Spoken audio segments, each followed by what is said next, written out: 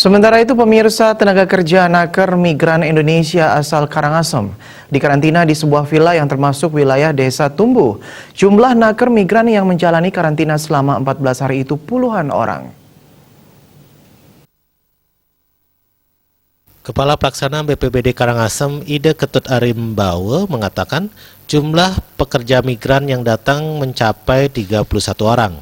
Mereka berasal dari sejumlah kecamatan di Karangasem. Setelah dijemput oleh petugas, mereka langsung dibawa ke villa untuk menjalani karantina COVID-19 selama 14 hari. Arimbawe mengatakan setelah sampai di villa, mereka langsung memberikan pengarahan terkait mekanisme karantina. Setelah itu, mereka menjalani pendataan administrasi dan tes suhu tubuh.